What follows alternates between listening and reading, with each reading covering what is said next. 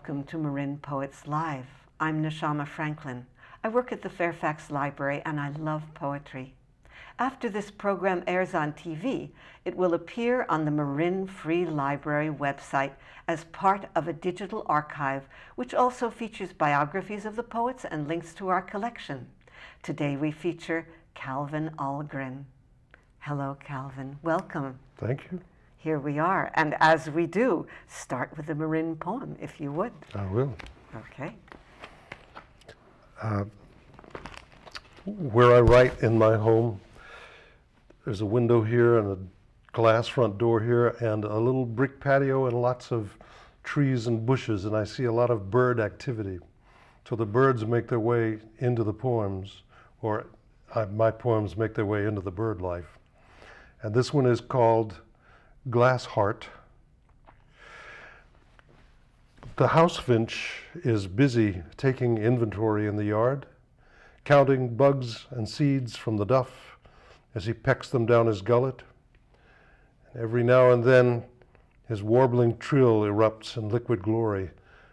That's success, to make a living doing what you love and sing about it too. From head to breast, he's cherry blushed. His little heart, no bigger than a blueberry, has to be transparent, a tiny pump that punts his spoon of blood right through. I could hide him in my fist if he'd stay still. I look at him and wonder, could I do what he does? I don't need all my lists. Maybe the pegs to hang my hopes on, spells to quell the shivers. Right now is what there is. The present, future, past, all pointing at the wind. Were I a finch, I'd eat what I uncovered, like he does, pounce ahead of shadows, barefoot, light-winged. He hops ahead. I use hope to mute the noise we tolerate outside and inside too, mitigate the using up of is, helpless at life's veers and drifts, to catch things up before the end. That stunning tune cascade is evidence my soul burns too much fuel searching for the ululating voice, the one that needs to croon, "This is how we rediscover things." The very song I long to sing. Unspooling that, then maybe I would know how he feels, how his glass heart glows. Wow, what a communion. And I love the song Erupts. It's such a powerful word. And I also, somehow I think your motto, your leitmotif of, doing what you love is, you're just embedded right in there. So I bet that a lot of the poems will be about doing what you love. Well, we'll see. We'll see. Let's have another. All right.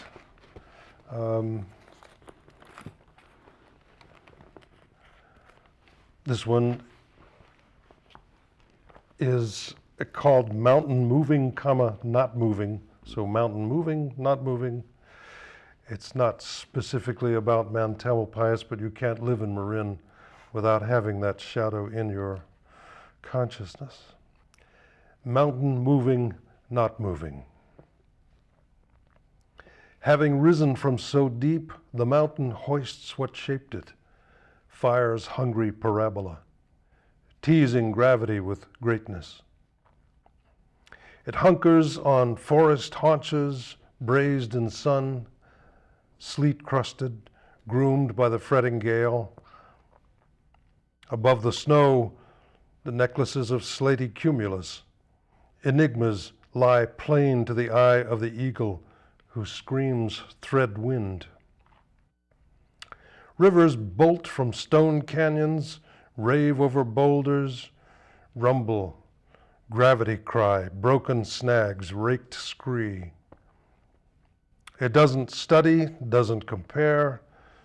Mountain moves, unmoving, finding its place in the greater mass, leading Earth's edge in the hunt.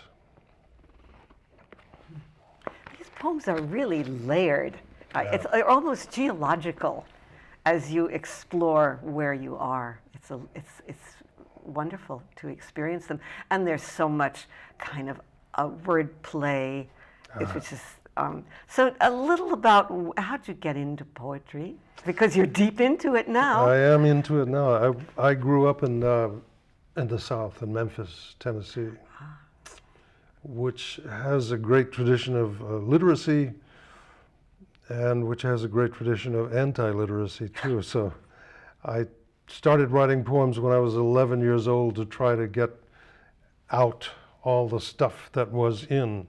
And I didn't know what it was or how it was, but I knew that worked, and I've been working on it ever since.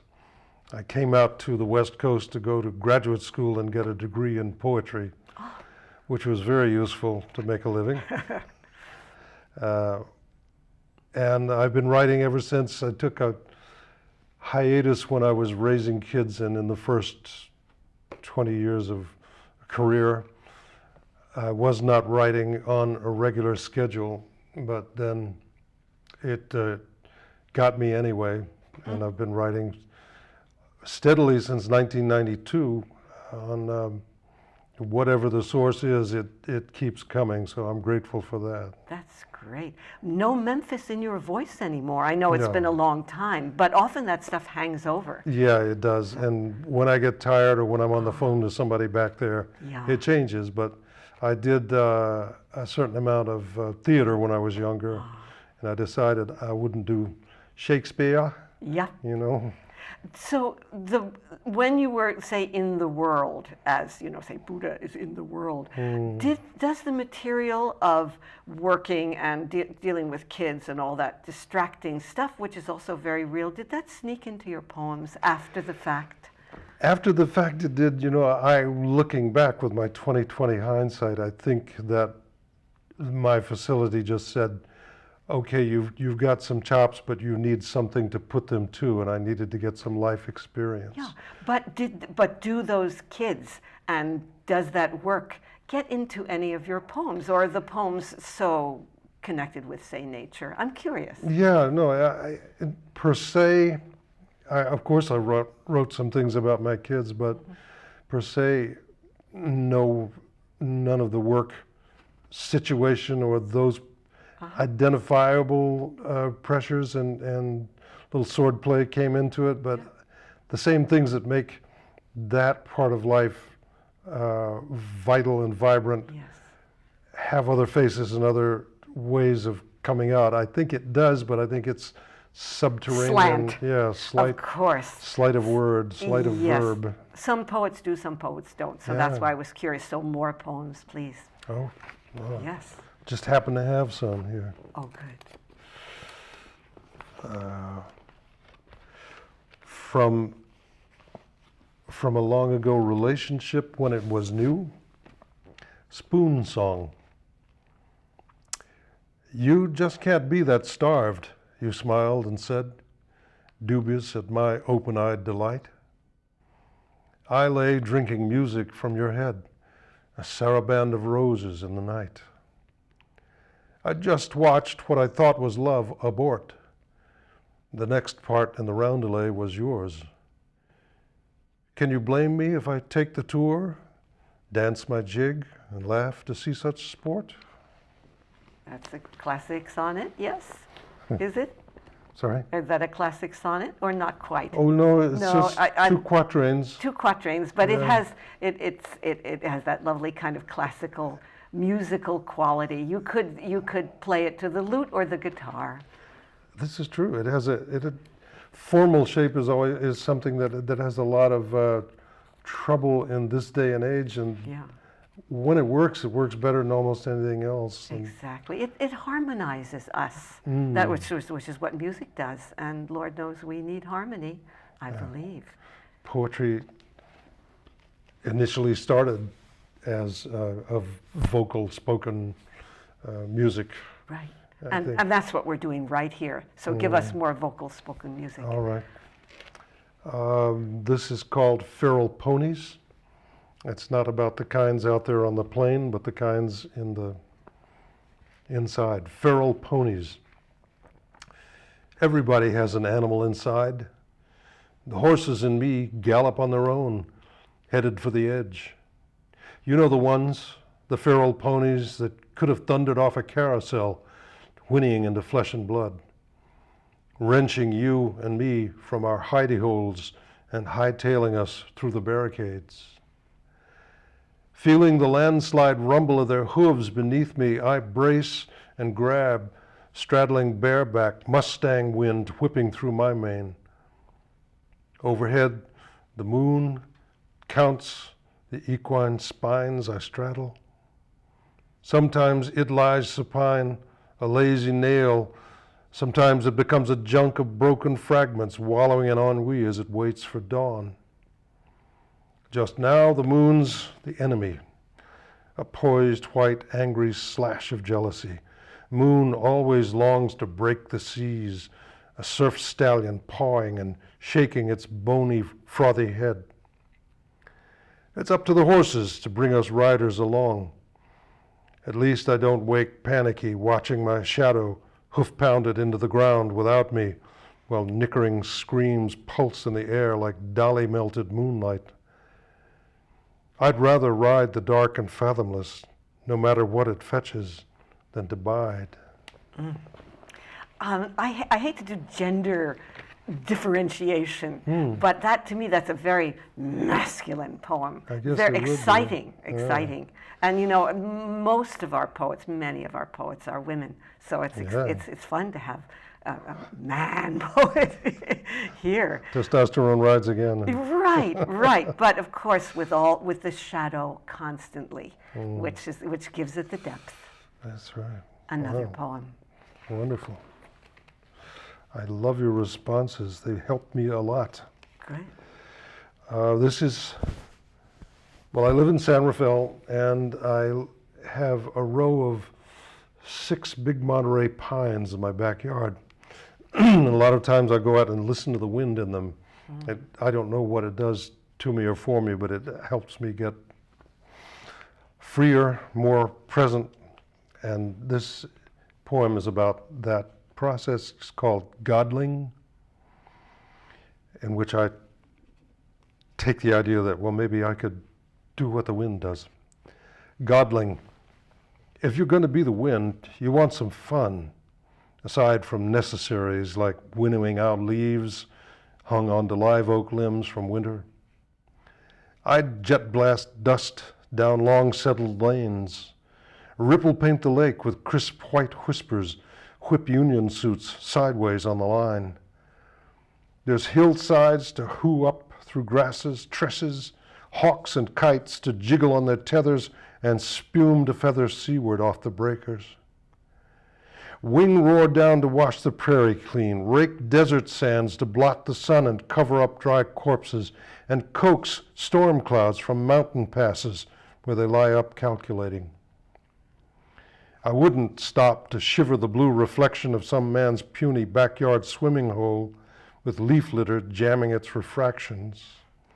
Seeing him standing there, staring at the sky and the water, trying to fit age on his neck, a horse collar notched with the names of everyone he thinks he's ever failed.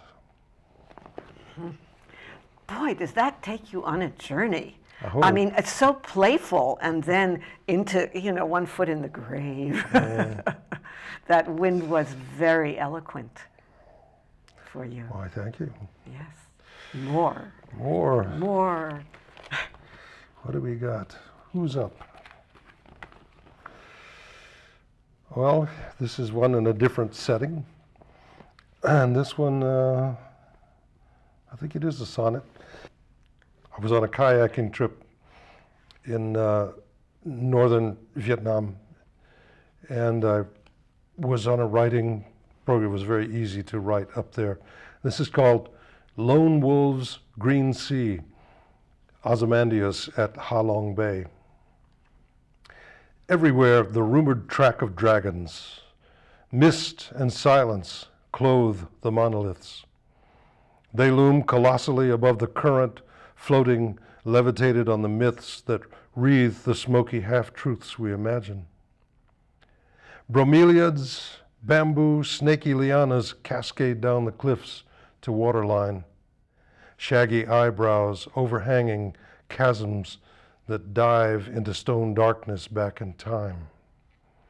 These stare out to sea, gouged by spasms of endless surge, brooding on the channels where man's labored dreams sank undisturbed.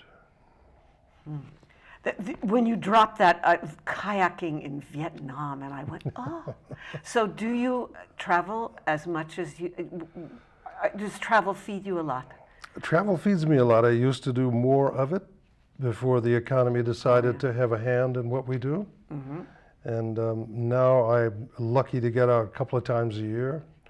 And yes, it feeds everything except reluctance, I think. Although I'll have to check that out later. That's actually a little gnomic phrase. I'm not sure what it means. But give me another poem, and then we'll go from there. Okay. Here's one called Madrugada, which means a song for daybreak. Madrugada, the birds aren't breaking silence yet. Moon's still up. Sleep drains slowly from the dreaming cup. No glimmer wakes from slide-away dawn. Plenty of time to put the world back on. That's very sweet. That's another one of those songs. It is song-like, isn't it? Yeah. All right. I am a singer. So I imagine that figures in there somewhere. Wow. Do you play an instrument then? Is it? I did. It was? For many years, guitar. And the kind of music was? Well, I was afflicted by the folk scare of the 60s, and I worked clubs for a long time. And I, from the South, I rediscovered blues after I moved away from the South. Yeah. So I sang a lot of blues and wrote my own songs, and that's the genre. Yes, I guess. yes. Well, it's a very good pairing. I think it primes the pump in both directions. Oh. Another poem. We have about maybe 8 minutes left. Okay. So well, none of these have to get down. Very long. All right. Okay. This I wrote when I was up in Friday Harbor, up in the San Juan Islands. I had a friend who had a place up there, and I used to love to go up there in the summers. It's a beautiful place. And I was sitting at the edge of the harbor one morning, and the breeze was moving the masts and fluttering the flags and rippling the water. And of course, up there, there's easily as much aquatic bird life as we have here. And things happened, and I started writing about them. And this is called Dawn Mare Shakes Her Mane. The day starts with such promise, a dream that seeps through sleep's lining and opens to a fire-combed sky above the harbor, blazing up cerulean infinity, so high, serene, all worries should burn free. But then a quiet morning voice inside notes the urgency it pays a listener to heed, rumors of dangers billowing toward the drowsy heart. What hell do they come from?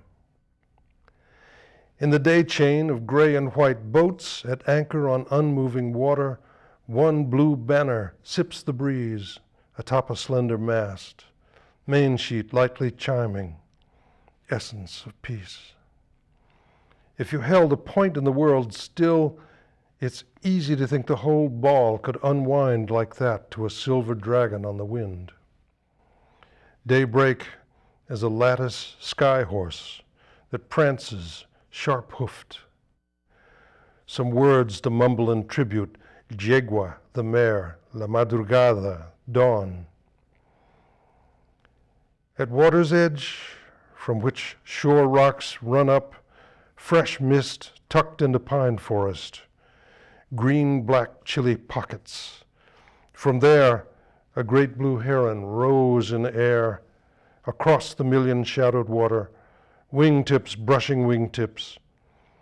Now, when the mind's demon egg cracks its shell, what crawls out will be like an angel. The morning's other truth: so should my life be empty and still, resonating to the long, slow stroke of nothingness. That's it's so interesting to have the kind of jangle of interior monologue, elbow in, but the thrust of the poem is you can find peace if you pay attention, and you paid attention beautifully. So a little peace it will give us.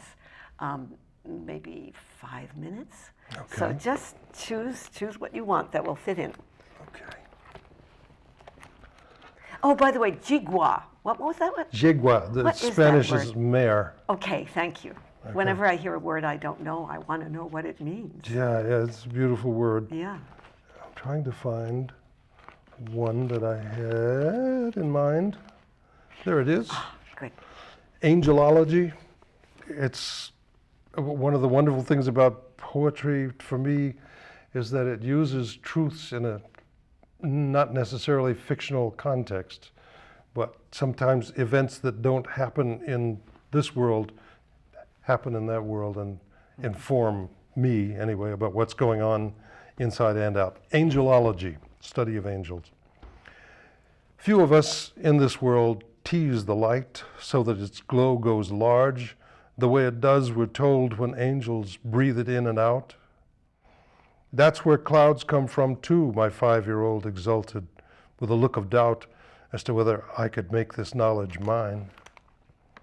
Breathing out clouds, I thought, a fine poetic path towards science. I pulled up short of the obvious, the polluted air and human climes.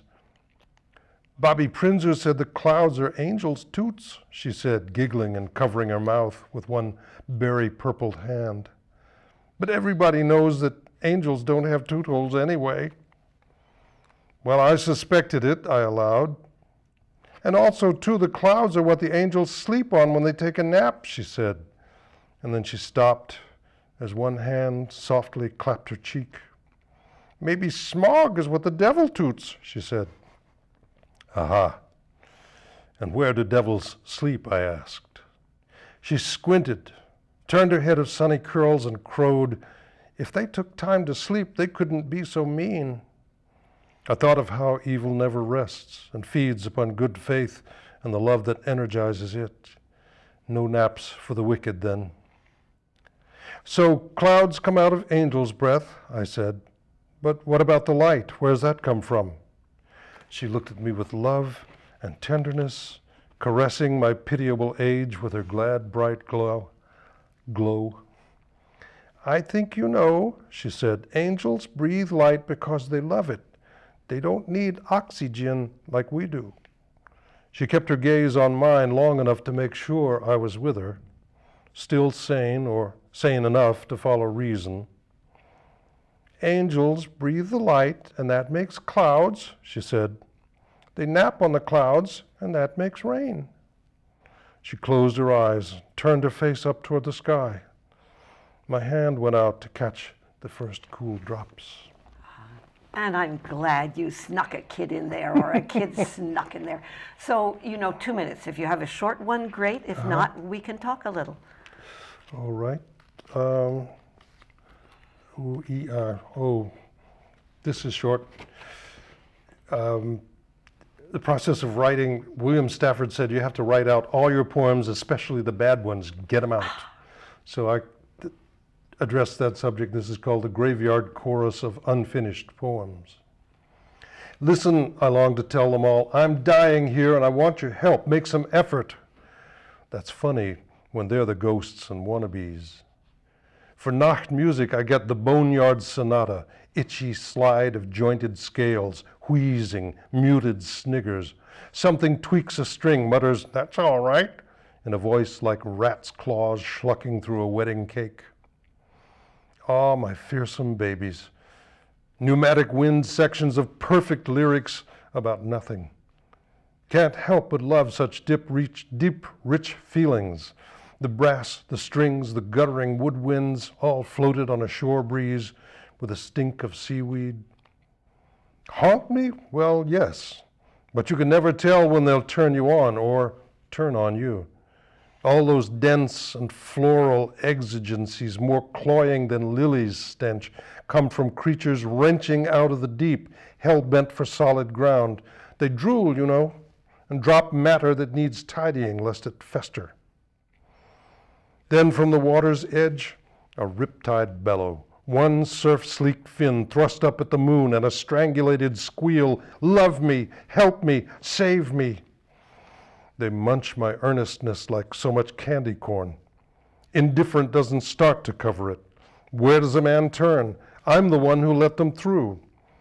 Nightmares drag my safe terrain like the massive knuckles of Jack's giant, gone Alzheimer'd. Let them go, I counsel myself. It isn't worth it. Shake my head. It's for sure you'll be much better off. Fee, fi, fo. Thank you. On that note, we're done with music and wildness. A perfect way to end. Thank you you very so much. much, Calvin.